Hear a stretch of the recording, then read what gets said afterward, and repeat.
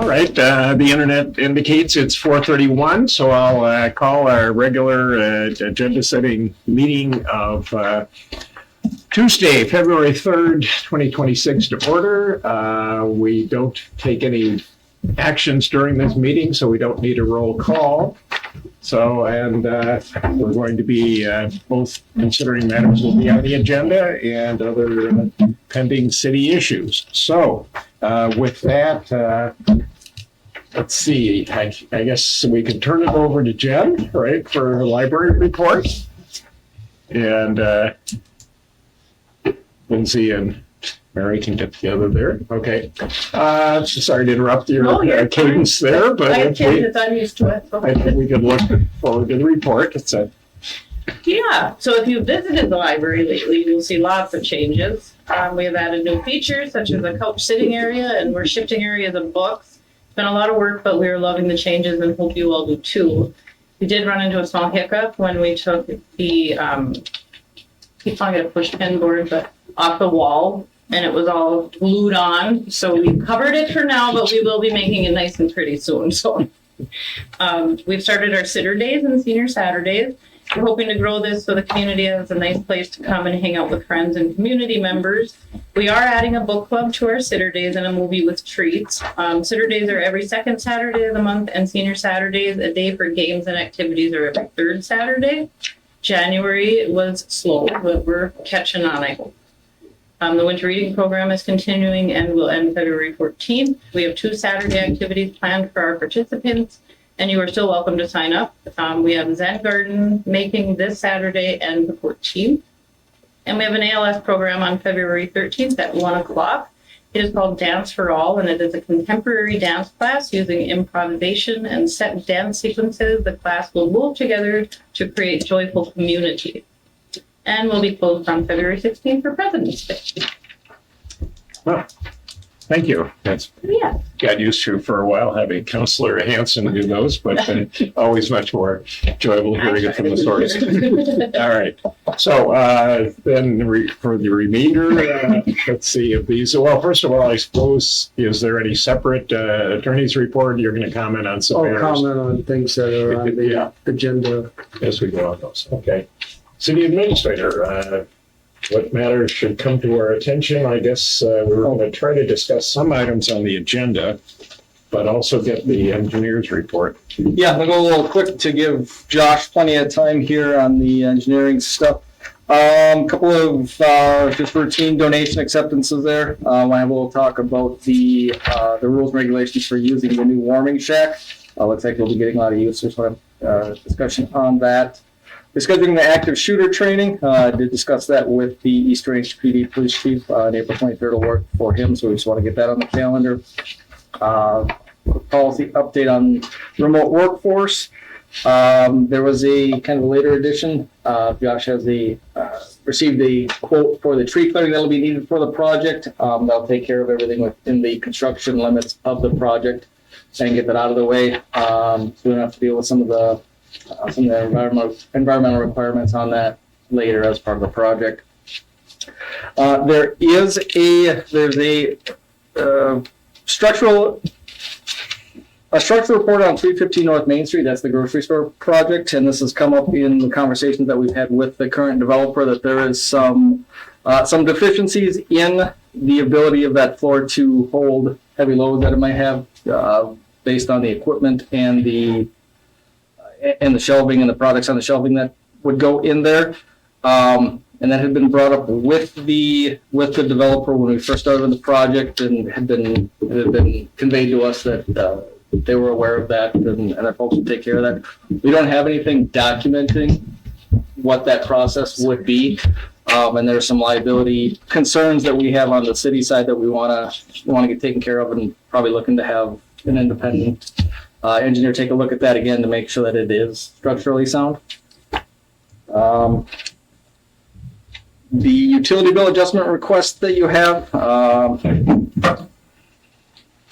property owner states so it's from a burst pipe from cold weather, and it is asking for a one-time reduction in that bill. The ordinance does not allow for such reductions, but the council can act as they wish on that. And then the HRA appointment, we're kind of in a limbo mode. The HRA did have some applicants. We have 3 applicants for 1 spot. They also have a request to expand that board. But if you remember, there was also discussion. It was actually Councilor McClousich, as he was resigning from the council when he moved out of town or was spending more time out of town, floated the idea of merging the HRA and the EDA, and there's some real positives that could come of that. So maybe hold off on the expansion of the board, but there is an empty seat that needs to be filled. So that was pretty quick, but Okay, the engineering or structural reports that you just got, are those going to be distributed later or what? I just would want to interrupt at that point, but yes, we can take one time. Sorry, once for me. Sorry.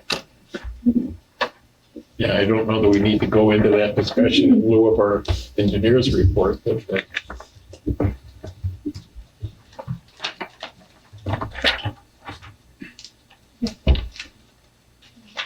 okay,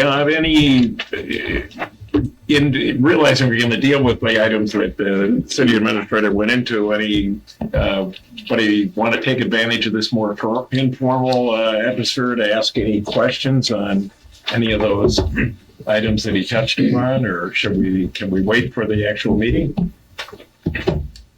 All right, so I'm assuming at this point we can turn to our city engineer or the city administrator. Any other matters or? nope, I think we should cover the project related stuff for Josh. Yeah. So Great. Okay. Good. Big street project coming up, so we are narrowing in on the final days of the design. We've been coordinating with the county about every 2-3 days, just making sure all the nuts and bolts line up with where they got stuff and getting everything coordinated and making sure we're using the same type of rock. They use special sand, right? So we want to use the same material if we can. Just making sure we're capitalizing on those efficiencies. So targeting going to MnDOT hopefully early next week. I would anticipate 2 to 3 weeks for MnDOT to review it, a week to address their comments, and then hopefully get it on the market sometime in early March.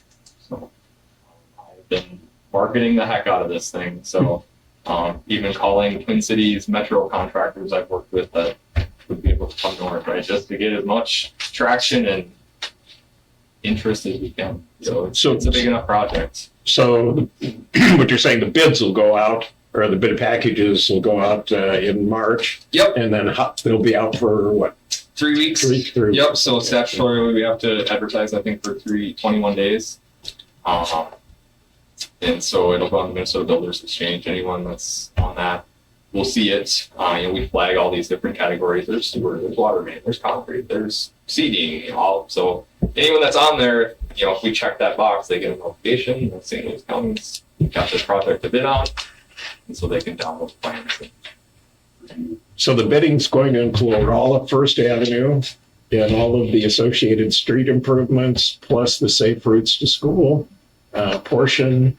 One contract, so it'd be 2 plan sets in one contract. So it'd be St. Louis County in contract with whoever the apparently is. And then we have a cooperative agreement in place with the county to be a part of the project. So technically it's the county contracting with them, it's not us, but we're contracting. Okay, well, it's been a long time in planning, and it sounds like things are coming together. Congratulations on the engineering. We're not there yet, but we're getting there. But, Tonight, there's a couple resolutions on here. So part of the funding package proposed today is to assess a portion of the project costs. This does not lock us into any assessments at this point. This is just simply part of the 429 process. So, and actually the ordering, the preparation of the report, this was on the agenda in August and approved by council. There was some ambiguity in one of the streets, and so I just wanted to clear that up and pass it again. So that's more of a formality. I've done this on multiple projects where we order the report, accept the report on the same thing. But when you're bonding a project, you want to have all your ducks in a row. And so I modified one of the street extents for the project description. That's what changed. Basically what it was is 3rd Street wasn't on there with the last one. Technically, there's no accessible property that claims an address on there, but I wanted on there just just to be fully inclusive. So, but so what this does, this orders the engineer to prepare a report on the project, whether it's feasible, cost effective, and it makes sense to do the project. Accepting the report is, I've prepared the report. It goes through all the project that we're proposing to do, including the county highway improvements, and then calls for the public hearing on the project. So if accepted by council, I'll work with staff to send out notices to all the residents along the project. They get a notice. It has to be advertised in the city paper at least twice. And so my intent, so we had talked about not assessing anyone that got an assessment last year. Obviously, there's a number of properties were abutting that got assessed last year. I want to put on the notice our intent is not to assess you again, but just for due diligence and notification of the project, I think they should get a notice. But I'm open to discussing that with council. If you don't want to send them notices, that's fine too. I think it'd be good for them to come voice their opinions. So, but I also don't want a bunch of people showing up saying, "Hey, you aren't going to assess us. You told us that last year." Well, I want to put that on there. Like our intent is if you got assessed in the 2024 project. So at the hearing, we'll have the hearing. They can come address the council, express their concerns regarding the project. From there, the council would have to order the project, so authorize, approve plans and specs, and then authorize bidding, and then we can bid the project. So still not allocated to assessments. We will bid the project. We'll bring those bids to council. Once you agree to award it, the county will award the contract then to the apparent bidder. Even though we're still not allocated to assessments. And then it'll kind of go silent for a while. We'll have the project, and then we'll come back at the end of the project. So fall of 2027, we would send out notice again, and then we'd have the assessment. So that was the second hearing we did on the alley project. So we, again, notify all the residents. They can come address the council, and then from there, you consider adopting the assessment rule as presented. Statutorily, we have to have an assessment rule, preliminary assessment rule at the first hearing this month. So I propose that at the date. Yeah. We have to present a preliminary assessment. It can change between then and final. I'd have to consult with Mike. I think it can go up, it can go down. If it does go up, we just have to notify them on the final notice that it has increased. Project costs, if it bids out higher, that would be a reason it could go up in theory. What I want to be clear on is it is very fluid at this point. It does not allocate us to anything. If over the summer you guys decide as a council we don't want to assess for this project, the assessment process dies. Do we have a rough idea of the percentage of the costs that we're looking to assessment for versus others? Or? So that I would ask you guys what you're comfortable with. We are likely going to need a bond for this project. We have to assess 20% of that bonded cost. There's some ways around that. How I've seen it done is they use the bond to cover the street costs only. And so we're only pulling the bond to pay the street costs. And so we have to assess, 20%. The street's $5 million. We have to assess, $1 million of that or something. So there's a way to skirt around that instead of, it's a $20 million project. We have to assess 5% of that. It's $2 million, something like that. Mm-hmm. So there's ways to get it, but statutorily you have to assess 20% of the cost. So that's where Ellers will come in and work with us to make sure we're meeting all the requirements. I think we can anticipate a lively hearing. Undoubtedly. Yeah. Any distilled wisdom from the first assessment project we did, or what to do, what worked or what didn't? Each community is different. All right. I would rely on you guys if there's a different way you wanted to approach it. The other piece of it is this project has commercial property on it, and so typically communities assess higher on commercial property because they're using your right of way to generate revenue. That's kind of the basis of why you would do that. You don't have to do that.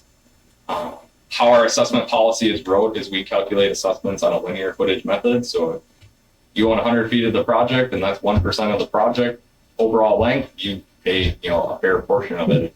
Versus if I own 2% of the project length, I would, in theory, pay double because I'm getting twice the benefit. We have it set up that way, knowing we want to cap it, and so then we can say, hey, for our policy, we could assess up to 20,000. We understand that's not affordable or feasible or whatever. We're going to cap it at 8,500. This is where we last. So I would anticipate somewhere around that number probably gets us close to that 20% we would need, but ultimately it would be on you council. Again, we would not have to decide that now. It'd be good to have a good idea. It's usually just like a levy increase, start high, and you can always come down.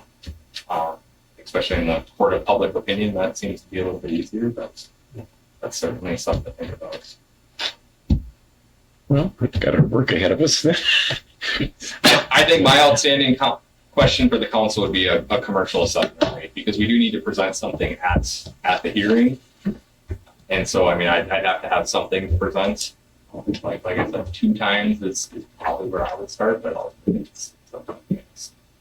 So, and that would include, we're assessing a lot of the businesses around the county road, not getting utilities.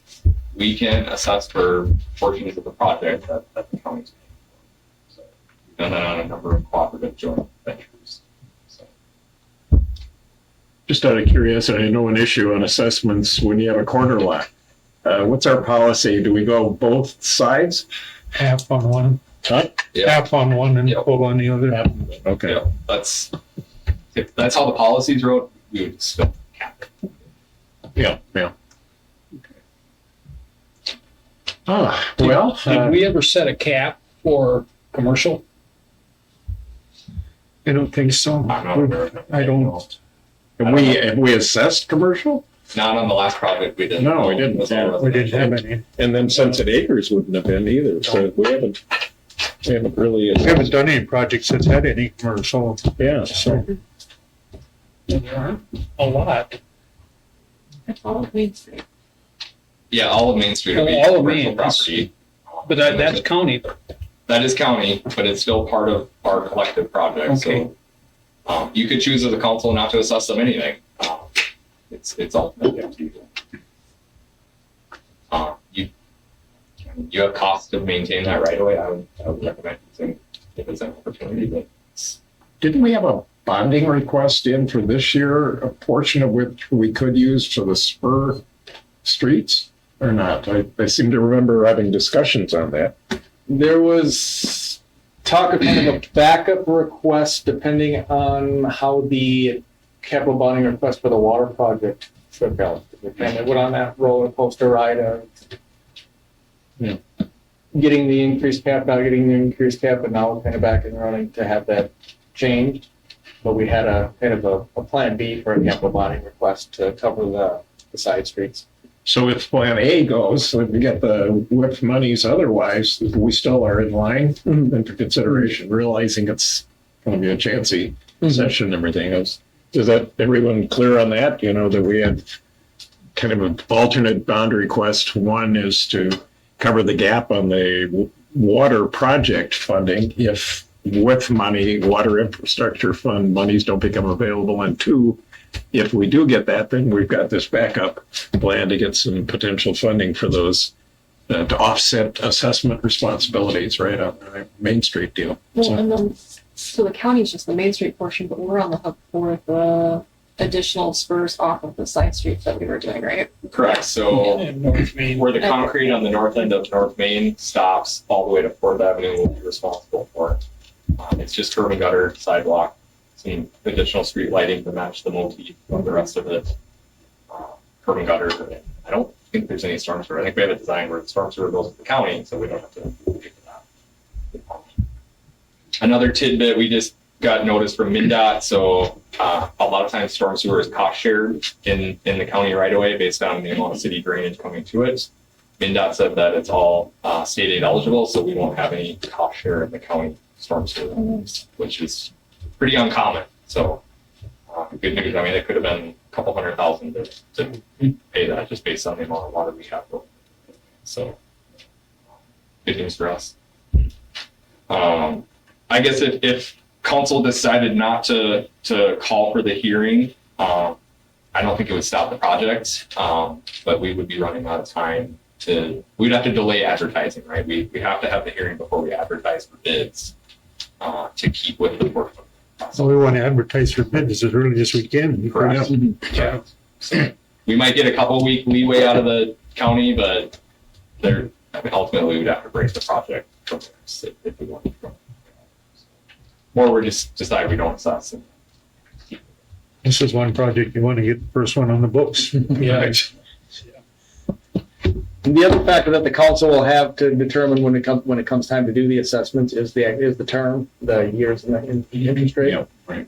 Generally, what you like to do is put those assessments on so the term matches the term of the bonding. If you do a 20-year bond, you do a 20-year assessment. And then have the interest rate set just slightly over the interest rate on the bond. You don't want to lose money in that. Right now, it's looking like we'll have a favorable bonding environment, so we'll have fairly low interest rates for bonding, so that'll keep that cost down. Ideally, even keeping that interest rate lower than what your average rate or what your going rate on a mortgage is makes it a lot easier for folks to pay them off at the time of sale. That they can actually save money by rolling that into the purchase price rather than carry that assessment out for several years. So the bonds though would be only issued in 2027? Right. Oh, okay. Yeah, so we'd issue the bonds and then we pay those over 20 years. So then you Yeah. put the assessments on the properties. So the timing is when you receive that revenue each year off the special assessments and time to pay the bonds. Yeah. The assessments would go on the 2028 tax rate. Yeah. As proposed. We could have the hearing this fall yet and put it on the 2027. You would just likely have some properties that are being assessed for improvements then. Just thinking we need a little bit of a crystal ball to figure out what interest rates will be that far out, right? But at least the state's bond rating is so good that we'll get the best rates we possibly can on it, right? So, yeah. I have another community, we're doing a project, I think they're at 4.6 with the bond they just pulled recently. So Yeah. give you an idea. I think it was a 20-year term, which in the PFA, I mean, there'll be opportunity for PFA loan as well, which PFA loan will be able to cover a portion of the water main. So we have the PFA grant, but we'll have some portion of the loan with that. Anything due to PFA will be like 1.5%, but that all gets finalized Yep. May, June, once we have the project bid out. It's good not to have to go out into the commercial bond markets and things. Good. The tree, sorry. No, Let's go. go through the tree clearing. If there's any questions on the resolution. Happy to. So we got. Yeah, so everybody got the updated Yep. packet materials on the tree. So tree trimming, so because we're part of the county's project, there is a protected bat species, so it's the northern long-eared bat, which requires trees to be taken down over the winter due to roosting or nesting, mating season. So basically, because it's an endangered species, they don't want to drop in trees in summer and potentially killing bats. How that applies in city limits is very gray. The county takes a very just black and white stance on it. And so if it was a city-led project, I'm comfortable taking them down during the summer because typically they don't roost in city limits. And single boulevard trees, it's pretty rare. But the county takes a black and white approach. They take all theirs down over the winter to be compliant with NDOT standards. And so we're just going to do the same. They're doing it with their own labor forces on their projects. They weren't interested in taking, I think we had like 71 trees that got to come down. And so I got quotes. I sent it out to 5 or 6 different local tree vendors. 2 responded. Utility, which is somewhere between Grand Rapids and Hibbing, if to be exact. And then it says Utility Systems of America. That's not right. It was Briggs Tree Service was the second bid received, but Utility was the low quote at $37,230. So the contract requires state wage rates, federal wage rates, so they're compliant with all of our project funding. This will all be reimbursable through the grants and funding program we have in place. So Now, do we have some kind of notice procedure to? I'm getting there. So Okay, good. I wrote in there that they can't start till after the hearing. I forget the exact date. I don't think it was the day after, but I think it was the Monday after the hearing or something.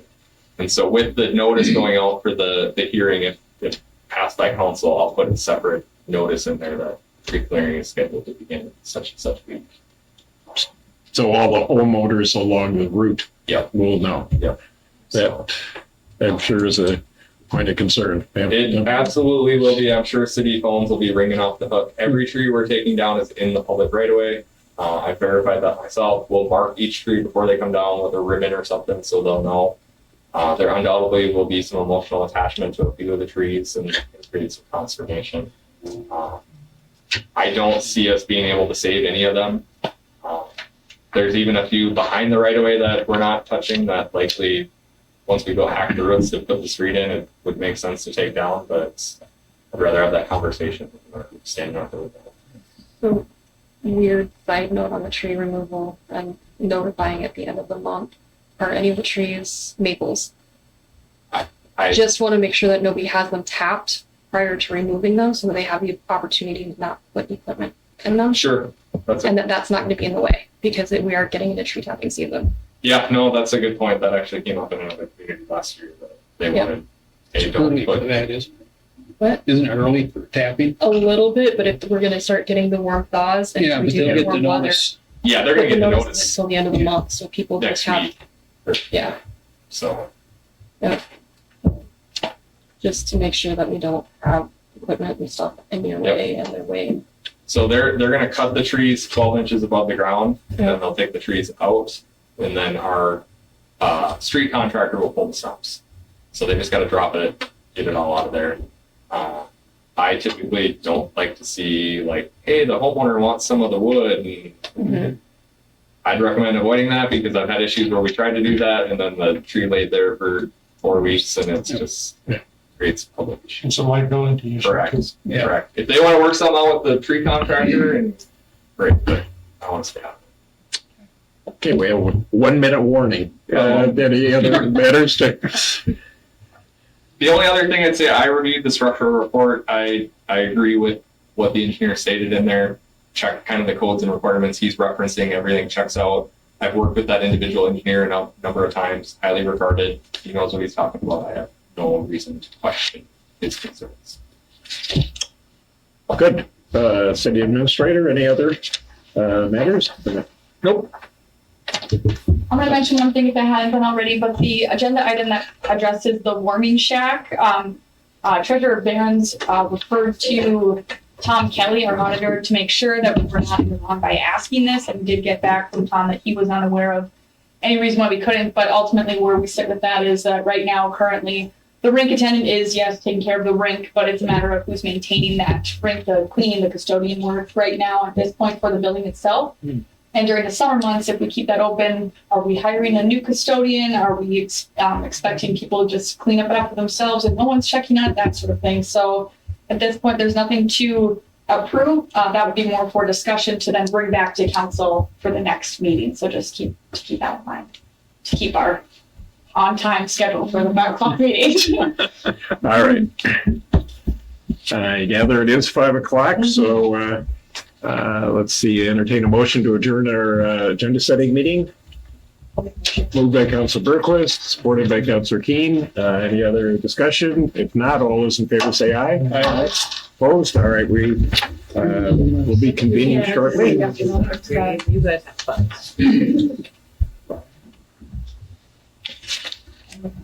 I think you're right.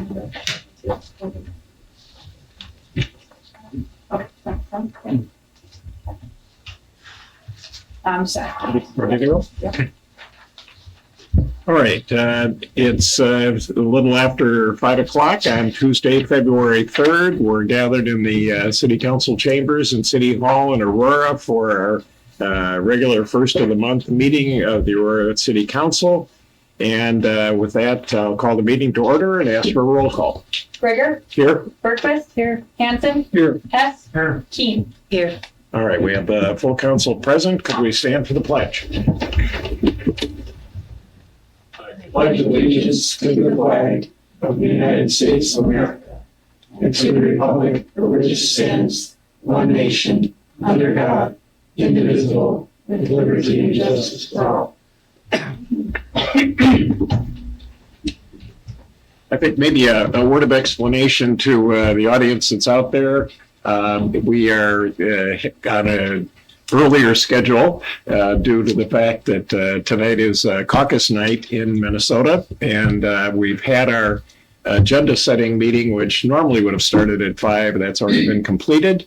We're now in our regular meeting, and this meeting by law has to end by 6 o'clock. So if we get to a situation where we're pushing time limits, we have a contingency plan on that also. And an So- air horn, so, fair warning. Yeah. An air horn, all right. Under the desk, yep. Keep it moving there. All right. So with those preliminary comments, next item then is number 4, consent agenda. This is the portion of the agenda that we oftentimes approve a number of items in one motion because they're perceived as not being controversial or items of discussion. But first of all, councilors, any items you'd like to remove for separate discussion from the consent agenda? All right, seeing none, then I'd entertain a motion for adoption of the consent agenda. Moved by Councilor Hess, supported by Councilor Hanson. Any further discussion? Seeing none, all those in favor say aye. Aye. Opposed, the consent agenda is adopted. Moving down then to agenda item number 10, which is appearances, public forum. Any of our members of the audience like to, Mark, do you want to? Yeah, actually, there is some.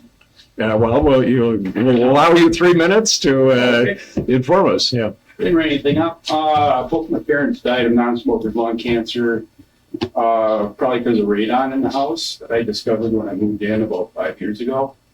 And I did the hanging test, and I came in at a 4, which is 8 cigarettes a day. But then a couple years later, I got an electronic detector, and it came in at 25.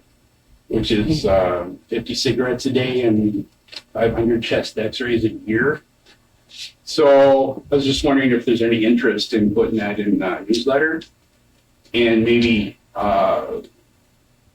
buying some detectors and having the library check them out for people. Right. I can email John on that. Right. Well, we'll Yes. Yeah. delve into it further. Thanks for alerting the council to that. Yeah. I don't see any other, and no one's online, City Clerk. All right. So that concludes our appearances in public forum. We've had our reports from staff members. Are there any supplemental reports at this time or anything as part of this meeting? All right. Staff. Then going on to reports from the councilors. We'll start with our newest councilor, Councilor Keene. Anything? Not a whole lot. We attended the HRA meeting on January 21st, and it was really rewarding to see 3 new potential people and interest in that. We learned about the sewer issues, like with the Main Street Market, update on that. And then just great stuff in the community. Definitely a plug out to our street crews. I am always impressed when I'm driving up to the hospital early to drop my daughter off for work. And wow, our streets just are amazing. So kudos to them. And thank you for that. The sewer issue a little bit, just what is the basic comment on that? The basic thing with that is that it was unaware that the sewer line, the sewage was running to the pit. Yeah, the storm sewer. And so that needs to be rerouted to do appropriate. Okay. Thanks for your report. Councilor Bergquist. Fire department would like to remind everybody to check batteries and expiration date and test your CO monitors, especially right now while we have furnaces and everything running. And then with the cold weather snap, reminder for residents who've had water problems in the past, run that pencil screen of water to try to keep your lines from freezing. Open cupboard doors, get the heat into your lines, try to keep those issues from happening. And then the volunteer fair is next Wednesday at the community center. We have over a dozen organizations signed up. I'm really excited to see that.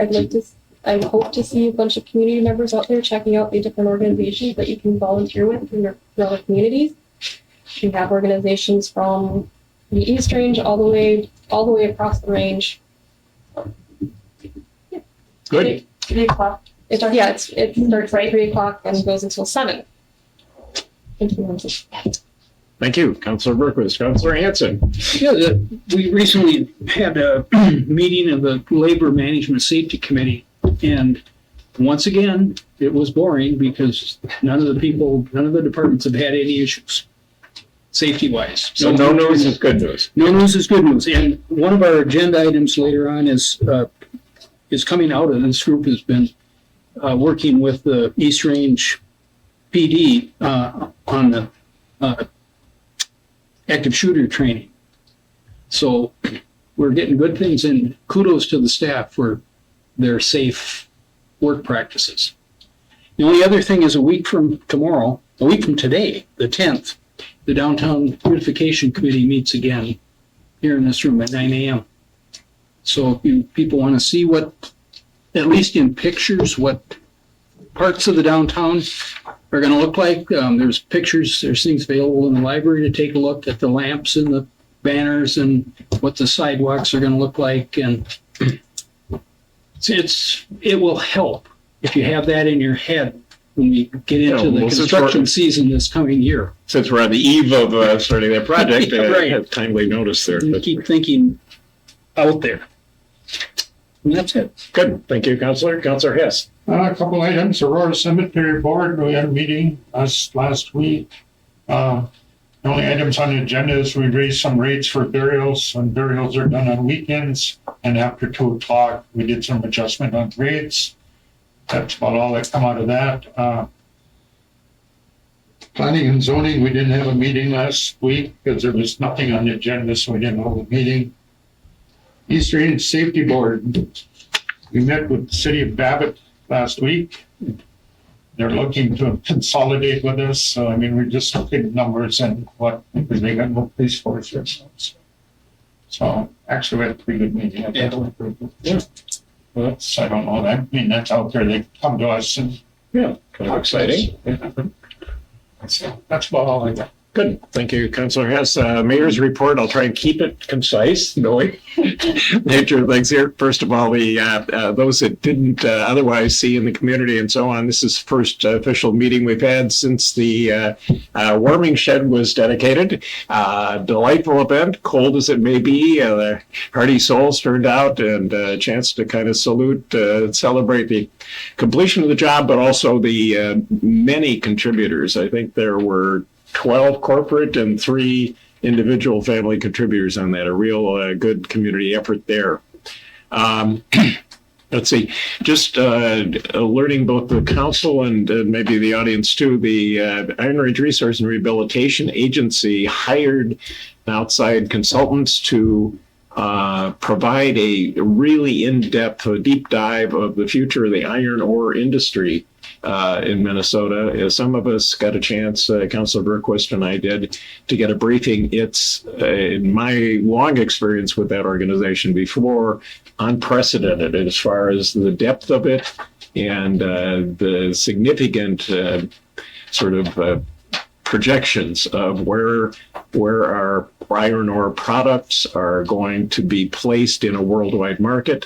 I'm not sure that it's fully out on prime time, but if anyone gets a chance to hear that hour-and-a-half long lecture, I thought it was quite educational and really core to our style of life up here. So on the water board, the project's still on track for a late June going live.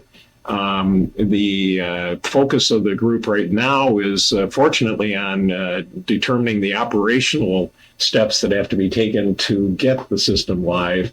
And then that will in turn feed into Hoyt Lakes joining into the project on an amended joint powers agreement. So, and lastly, I assume we'll come back to the council too, but on behalf of the water board, we're putting together a letter to the legislators to encourage them strongly to support the proposal to get legislation in early in the session to give at least $3.5, maybe $5 million to the project, which will, again, as we've discussed, relieve the pressures on water service rates. So that's the mayor's report. Hopefully it wasn't too consuming. There. Going back to our agenda then, we're at agenda item 17, old business, land development policy. We have materials that have been put here. Now, maybe either city administrator or city clerk want to give us a little background on the development of those, or Yeah. city engineer. I was gonna say, I'll probably hand it off to Josh, because him and Sarah had worked on these, so. Yeah, so we met a couple weeks ago and talked through this. Since then, me and Sarah were busy putting together kind of how this would work. Did everyone get a chance to read it? Yeah, I'm seeing a lot of heads nod.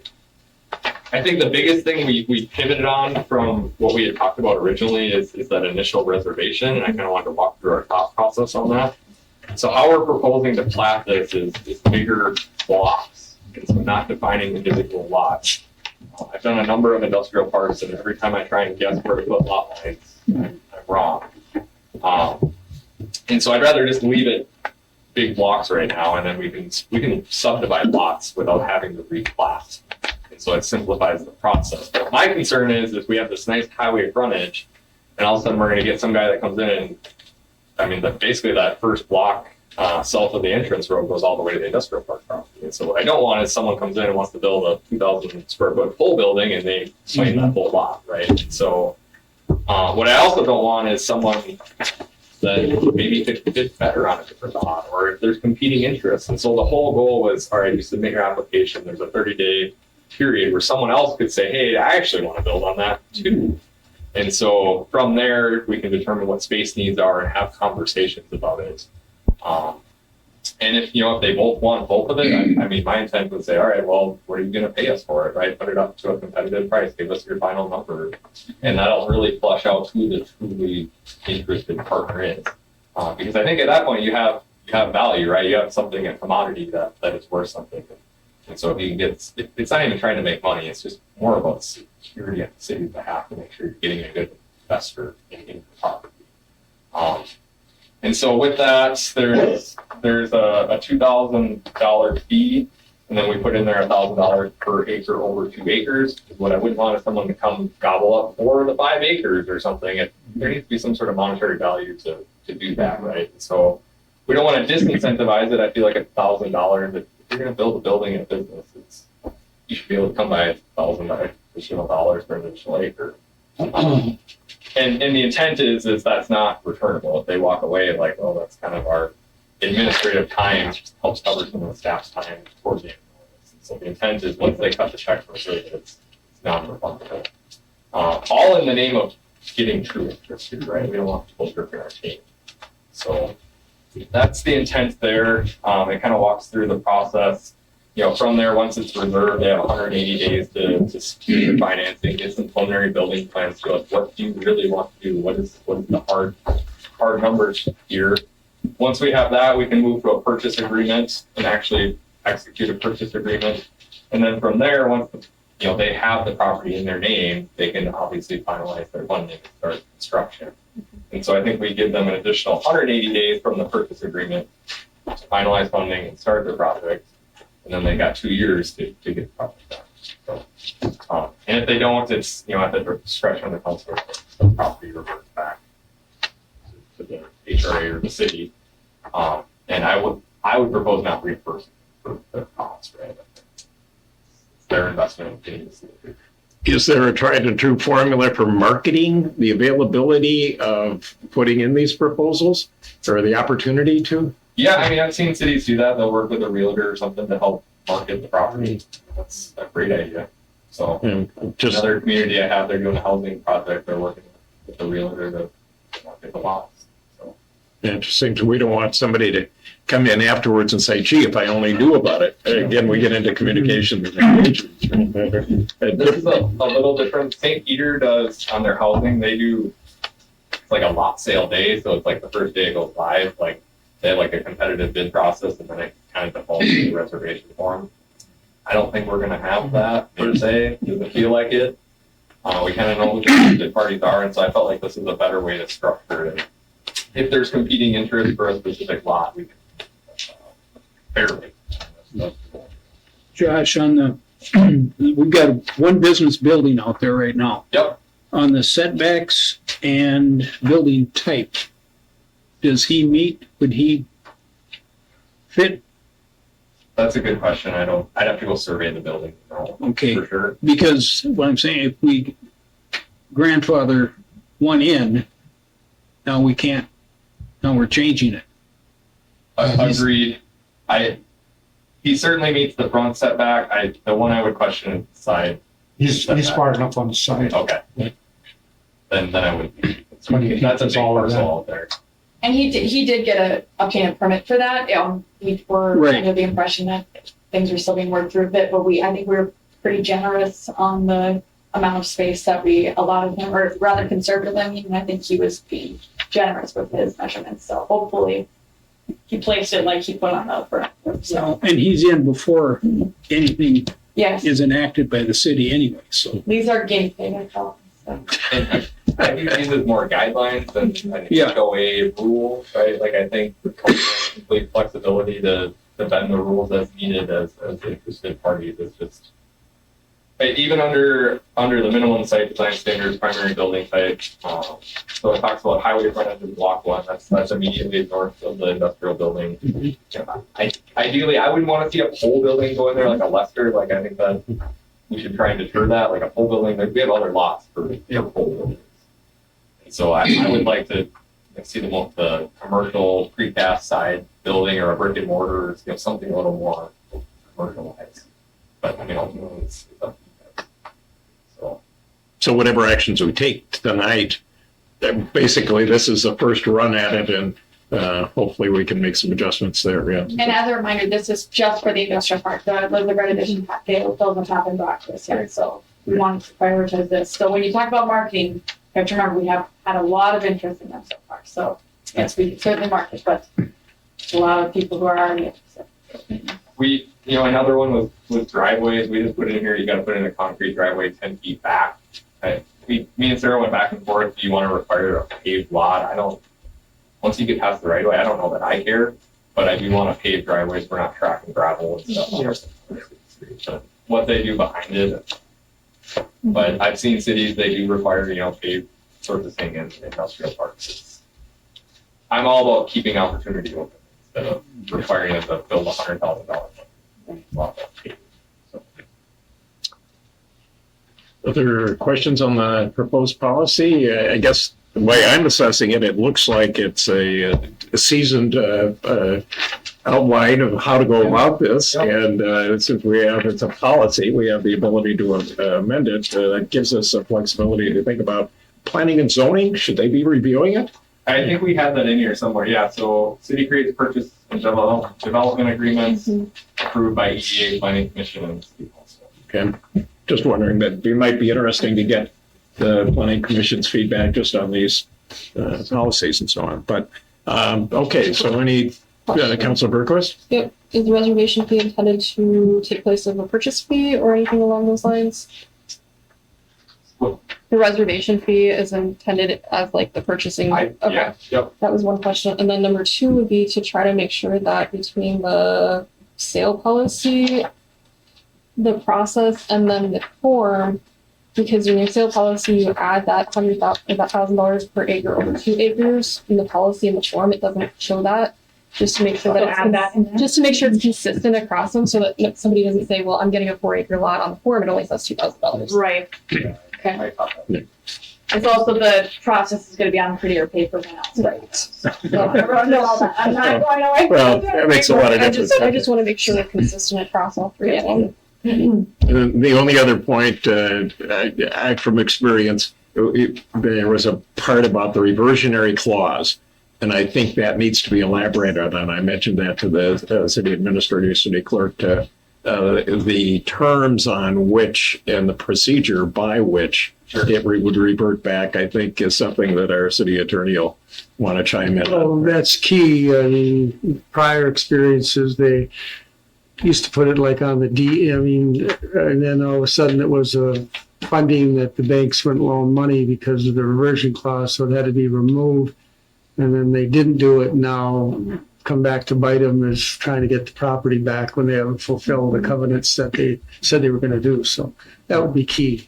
Yeah, well, that can be worked out in the process of maybe the first development agreement or something. Yeah. So. Is it better to put it in here or in the purchase agreement? Put it in both. I'm all ears on language and we're taking exceptions on that. Yeah. I'm sure there's conventional wisdom now of how best to do it. So, other questions? I think this is, looking through this, I think it's good. It gives everybody a place to start. Yep. You know, a jumping off point. So, and we can tweak it if we have to as we go, but I think this is a good start. So is there action that needs to be taken on that tonight? I think the intent is that we could, by motion, adopt this policy. So, is there a motion? Motion by Councilor Hess and supported by Councilor Hanson. And now, any further discussion before we adopt? And again, keeping in mind it's a policy, we can change it. So, all right. See no further comments. All those in favor say aye. Aye. Opposed? We have a land development policy. Thanks for the work on that. Moving to agenda item category 18, new business.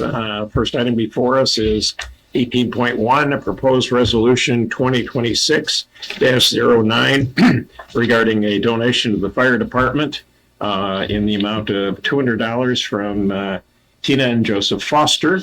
Is there a motion to accept that donation? Moved by Councilor Berquist, supported by? I'll support it.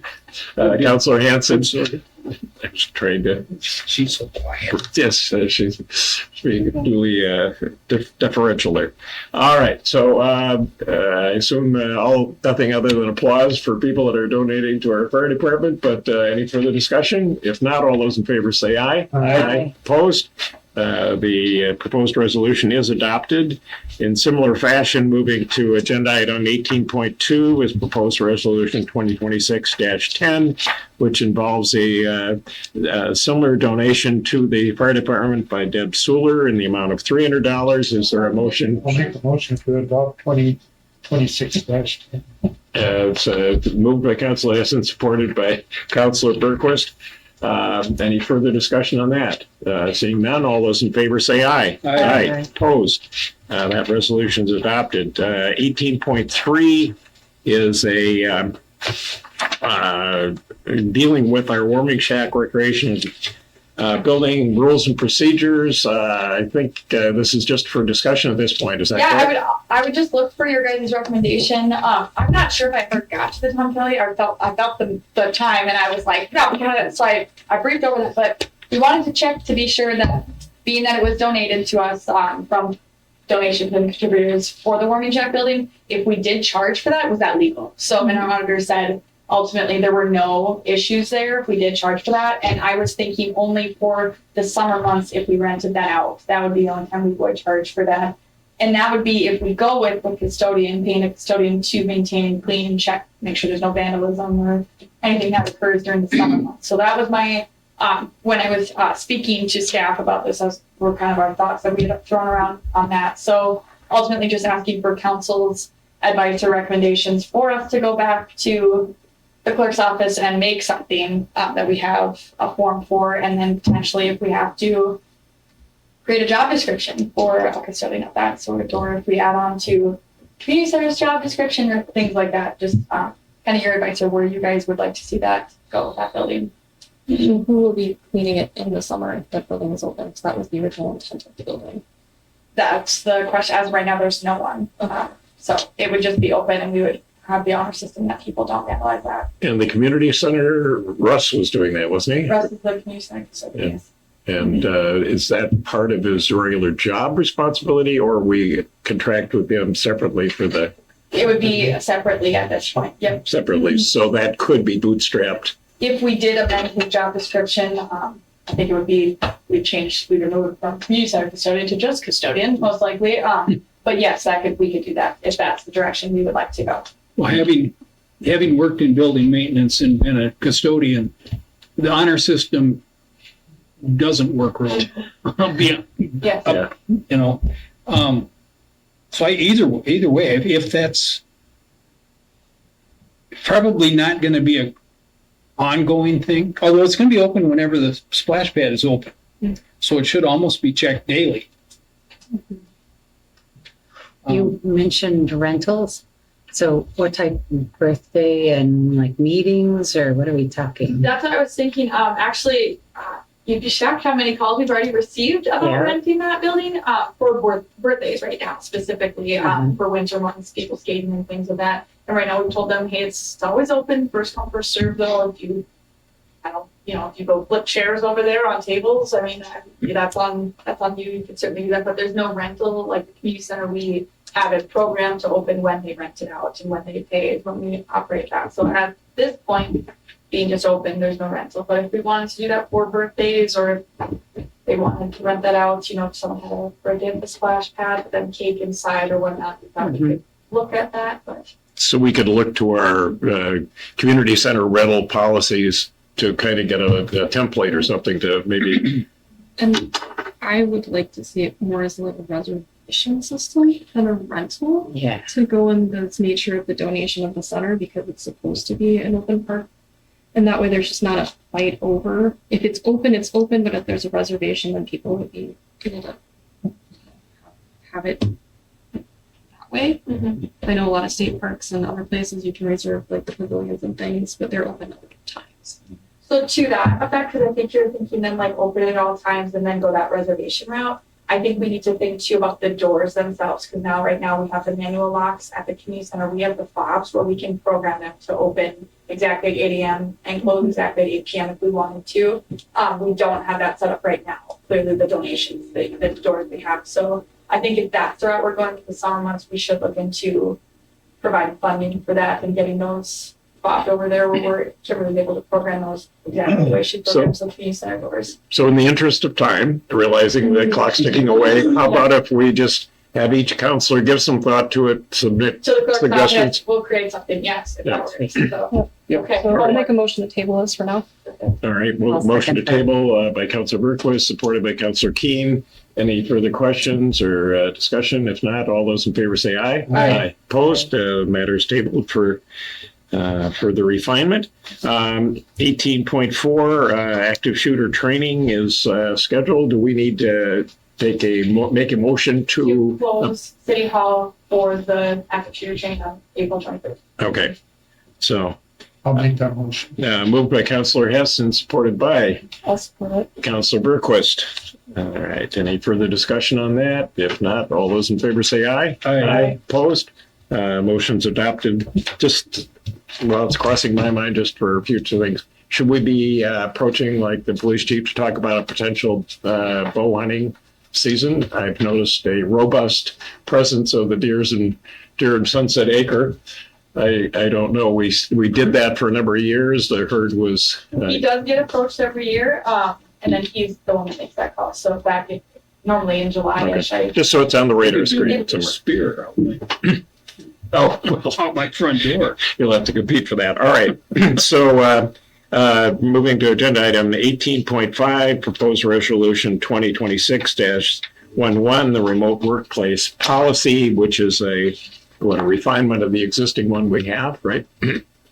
yes. And any way to highlight the biggest changes that are in it, or? First off, feel free to chime in on this if you want, but also the biggest change I think is with the new title shifts, we changed the city clerk / treasurer approval to just city administrator approval. So that's kind of the largest one, but otherwise, I think pretty standard, just updating a couple things, as well as the form for approval for time, which is actually, it looks identical to what our old request for time off form looks like. So getting that administrator signature rather than clerk's signature for that.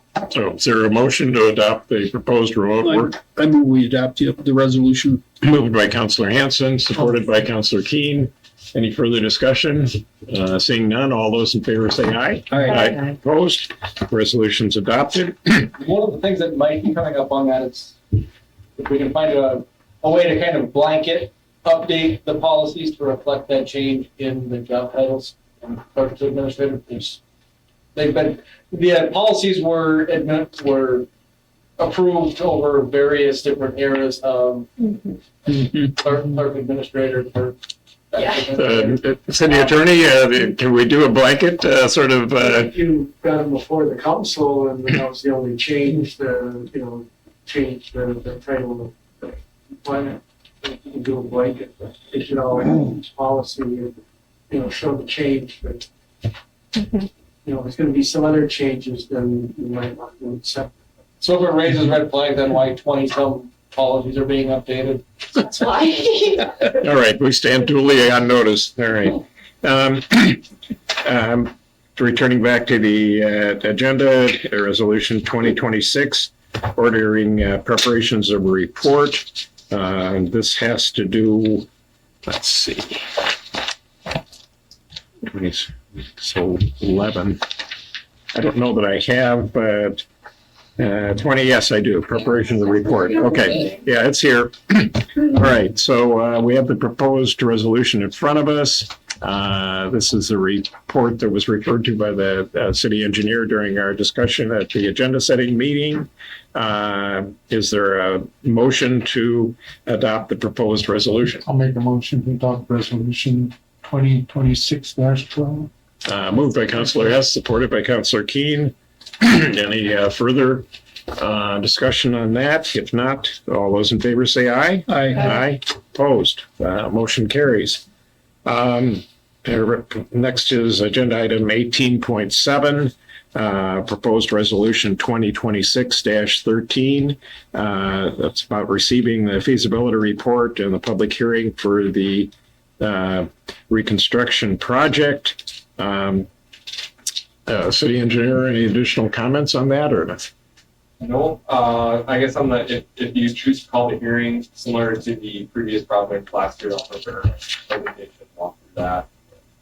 Turn it over for you guys to take questions. And that would be in the community center? Yep. Right, okay. I'll make a motion to adopt resolution 2026-12. Moved by Councilor Hess, supported by Councilor Hanson. Let's see, there's no need to do any amendments. We're okay. We can do it. All right. So we have a motion and a second on the table. Any further discussion? Seeing none, all those in favor say aye. Aye. Opposed? The proposed resolution is adopted. 18.8 agenda item has to do with tree trimming, which again was addressed somewhat in our agenda setting meeting. We now have a proposal from two firms, right, for the tree removal actions that would be taken in preparation for the street improvement projects that are going on. The two are the Utility Tree Incorporated and Utility Systems of America. Separate. Yeah, it's Rick's Tree and Stump Removal. It's not USA. Oh, I missed that one else, but. What was the name? Rick's Tree. Oh, Rick's Tree. All right. I'd make a motion to approve the quote from the Utility Incorporated for $37,230. Moved by Councilor Hess to accept the low bid there. That's supported by Councilor Berquist. Any further questions? Just for the viewers, there will be notices going out to people, particularly those on the affected boulevard areas, specifically advising you these trees are coming down not out of desire, but out of necessity to enable the project to go forward. So we have a motion and a second on table. Any further discussion? Seeing none, all those in favor, say aye. Aye. Opposed? So, yeah, that's taken care of. Moving to agenda item 18.9. This has to do with structural reports on 315 North Main Street, which is otherwise known as the Union Hall. And we have copies of some of the prior materials that had identified in regard to the prior grocery store project, some needed floor structural elements, I think, right, to deal with this. I know the staff's tossed this around, and I think city engineer, you've gotten involved in that too.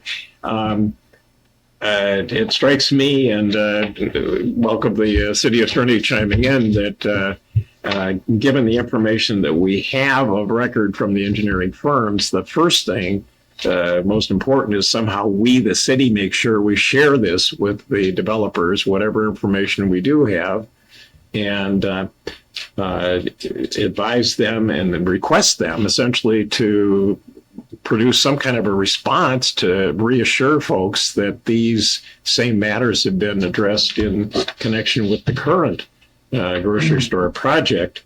I don't know what best procedure, but I think we both want to assure the public that it's a safe building. We want the developers to go into their excellent development work with their eyes open, and we want to be able to be a record as sharing whatever information we have on this situation. But city attorney, any?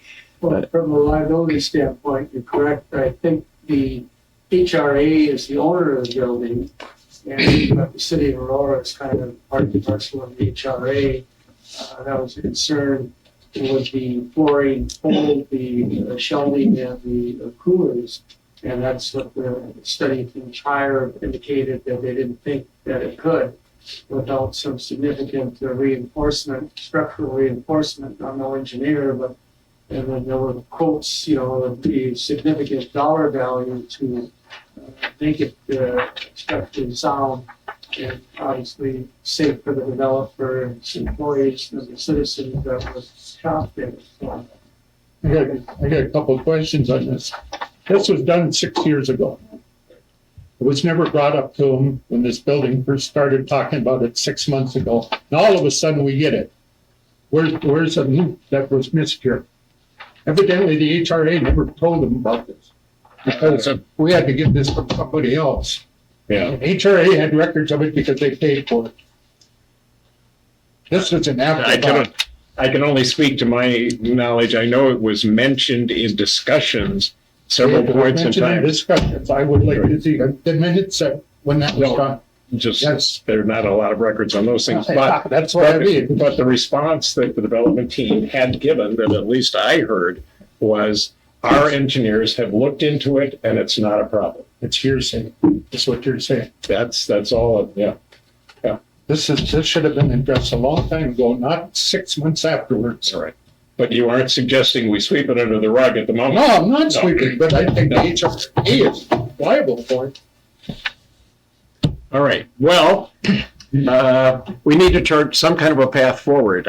My personal thoughts were, again, echoing there, that the first thing we have to do is make sure these written materials are in written form, communicated to the developers to say, we have these.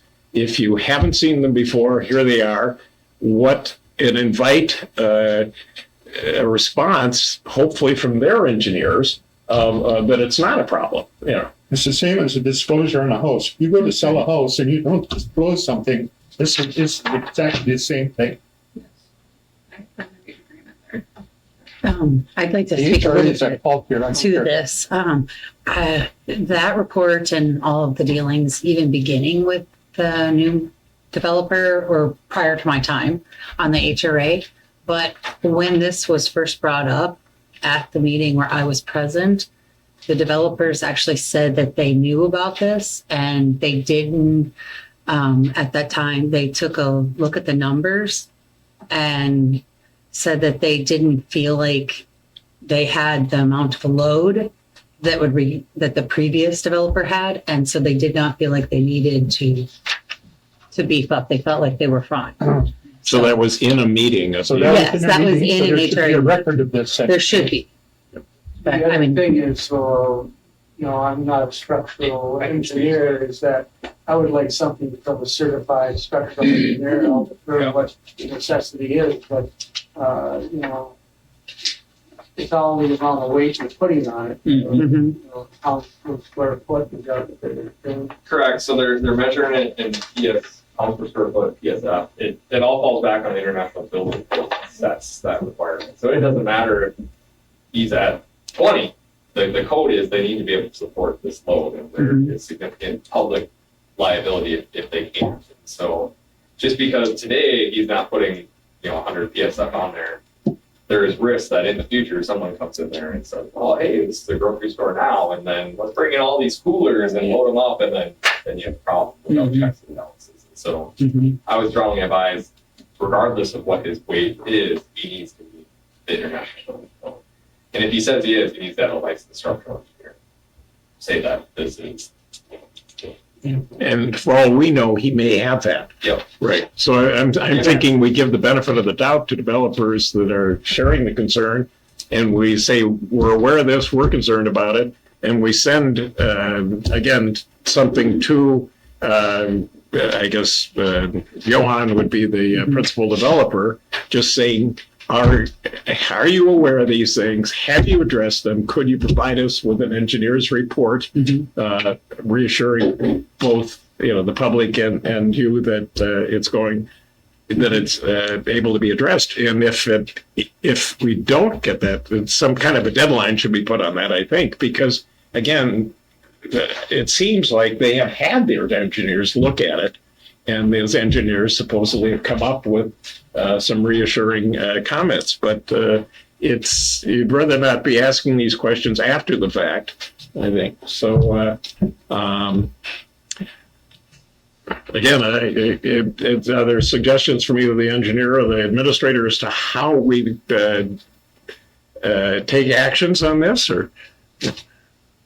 I mean, even as it sits, the anticipated voting and could support is 100 PSF. And the code for aisles without shelving is, basically they can hold people, no shelves per code right now. So even if they're loading in 1 PSF, they don't code. So.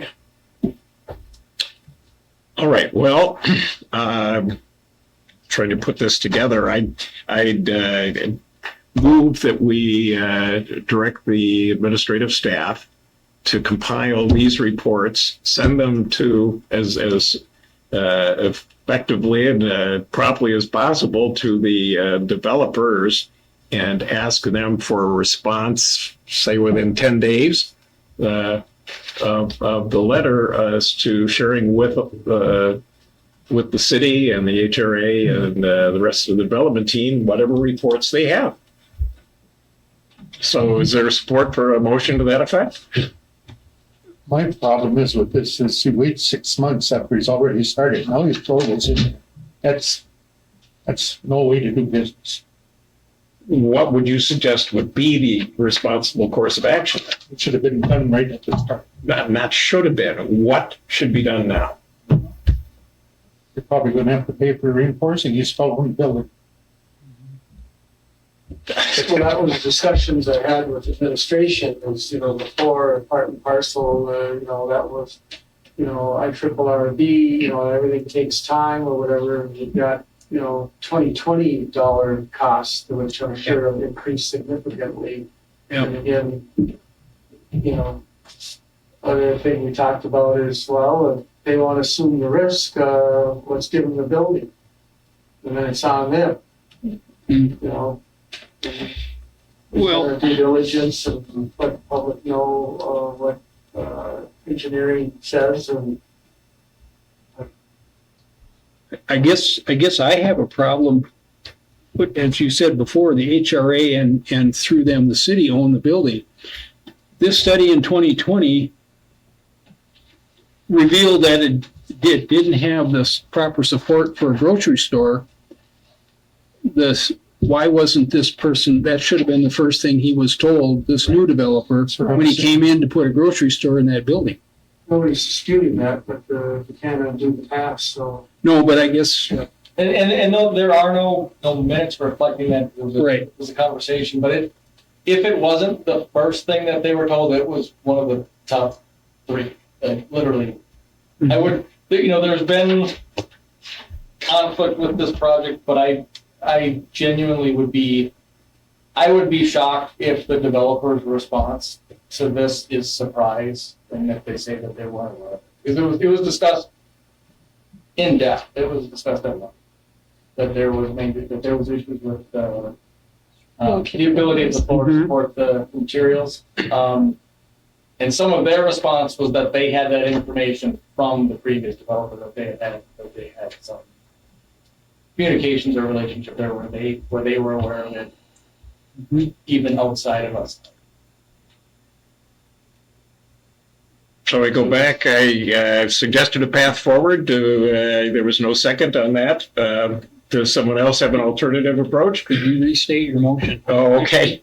My motion was that the council direct the staff to accumulate what documentary reports we have, put them into a cover letter with those as attachments, get them in writing as quickly as possible to the developers, and ask them if they have an engineering report, as they've referred to, could they please provide a report from a registered engineer showing us how and why they feel comfortable with that issue. And then we put some timetable on that so that, the issue, again, doesn't get swept under the rug. It's a real issue until it's somehow addressed. And so the intent of the motion was to bring this thing more formally before everybody, before there's a problem. And hopefully we'll get a response from the developers that they in fact have had an engineer look at it. And based on their layout or something, somehow they feel that complies with the building code. But we don't know at this point. So that's a long way of making a motion. And one thing to clarify on the notification, so we had discussed this concept or the fact that there was concerns with the floor in depth on the project. The actual written report that you have, that came out of after a series of conversations. We actually kind of had to just ask Super Nice through the vendor for them to contact the previous developer, because it wasn't a document that was paid for by the city, by the HRA, or by the IRRR, so it was a public record document. It was paid for by the previous developer, so technically it was. And the HRA?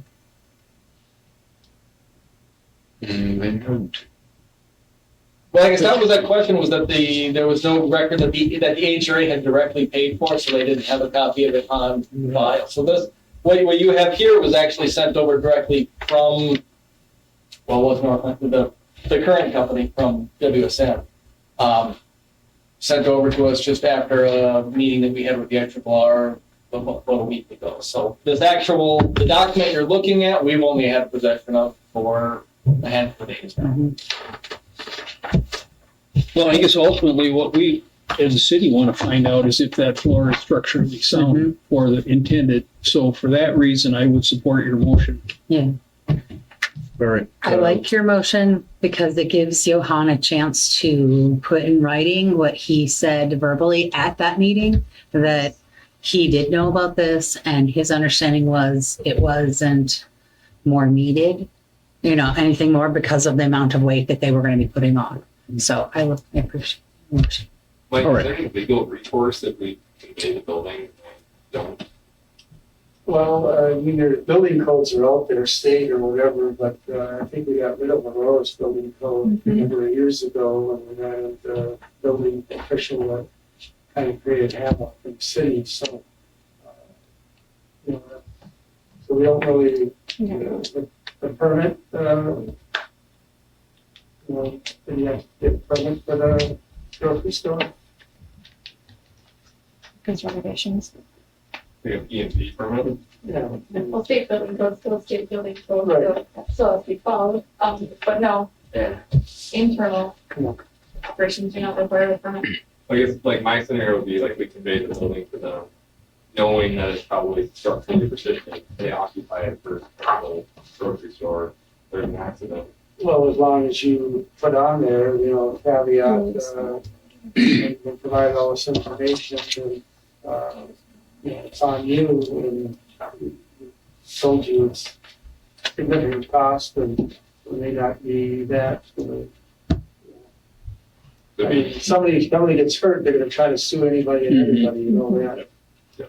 Well, I think with the motion on the floor, once we get that information back from the developer, I think then that would give us the opportunity to either, if we feel the need to pursue that, if it's not, if we don't feel it's structurally sound, if we're not assured. Yep. So I guess that's the best way to find out is see what they have. All right, so I gather that's a second from I that did second motion. your motion. Yeah, that time's ticking away here quickly. Yeah. All right, any further discussion on this or, all right, if not, all those in favor of the motion say aye. Aye. Opposed.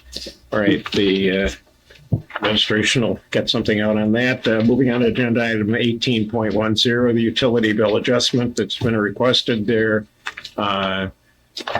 City administrator, I think in discussions I had, you indicated that past policy, but not to. Yeah, and the ordinance does not allow for a break like this. However, we can tell the property owner that he had the ability to request the council for their action. Make the motion to deny it. Moved by Councilor S to deny, supports for that motion. Councilor Hanson supports that. Further discussion, seeing none, all those in favor say aye. Aye. Opposed? Denial there. HRA appointment, 1811. Councilor King knows these matters firsthand, but my understanding is there were 3 applicants who the HRA reviewed, felt all of them were qualified. They felt the way to resolve that was to expand the board from 5 to 7. My sense at this point in time, I think we talked about a little bit in the agenda setting meeting, is that we have kind of in the background discussions or considerations of possibly in some way consolidating the HRA and the EDA, but we have not had that discussion and have not aired it fully. And I understand this is one of the rare instances in which I have some mayoral power. I'm supposed to be able to make an appointment to the Housing and Redevelopment Authority subject to the council's approval. So my thought is, of the 3, we know 2 of the individuals have been very active in city affairs before. The applicant Cheryl Samardzija Gribbett is not previously, to my knowledge, been involved in city matters, although she's her credentials, I don't know if you've all had a chance to see those or. All right. All right, so maybe you could pass those around. She's Amy, you've met with her, had some things. So the only comment I heard otherwise was the fact that she didn't mention in there, but she's also been involved in a lot of grant writing. So I'd appreciate very much, Councilor Keene, your impressions, comments.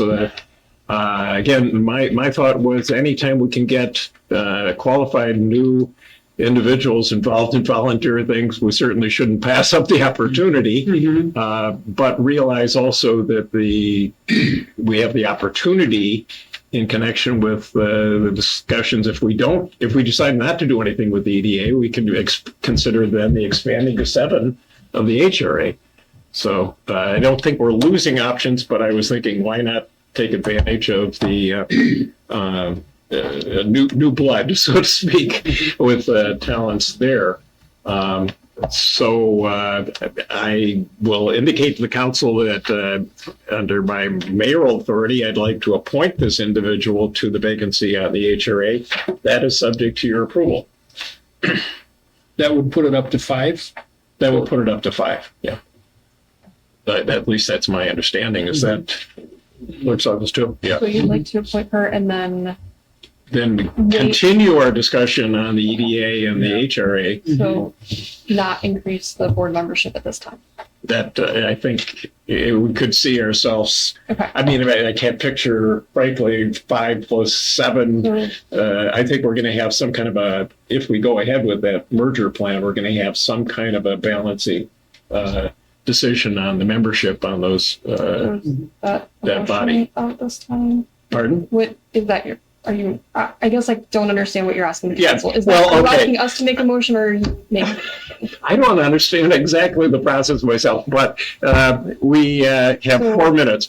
I'll make a motion to approve Doug's recommendation to appoint Cheryl I apologize, Samarja Grivet to the HRA and not increase the membership at this time pending further discussion, EDA, HRA combination discussion. Is there support for that Yes. motion by Councilor Keen?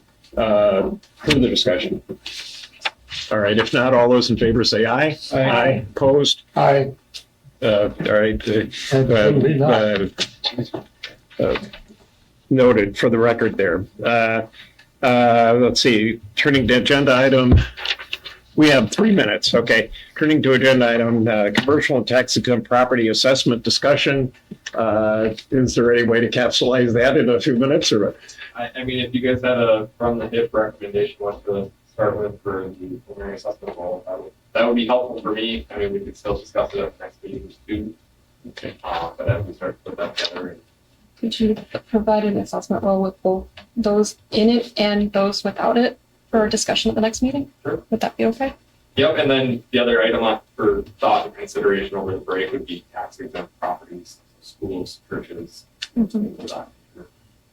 All on the table to assess. We can assess. Oh, I didn't realize that. Okay. It is our one time to collect a property tax. If you will. Right, so I think that's been tabled. Or is that a motion? So, yeah, I'll make a motion to provide both options at the next meeting for discussion. All right, moved by Councilor Berquist to do that. Supported by Councilor Anthony. For today. Yes. I won't get the. This would be February 17th meeting. All right, motion's on the table. All those in favor say aye. Aye. Opposed? Motion carries. For other items, anything that's burning? In 1 minute. I'll make a motion to adjourn. Moved by Councilor Hess to adjourn at 5:59. Is there support? I'll support it. Supported by Councilor Hanson. Further discussion? All right, if not, all those in favor say aye. Aye. Opposed? We stand adjourned. We made it.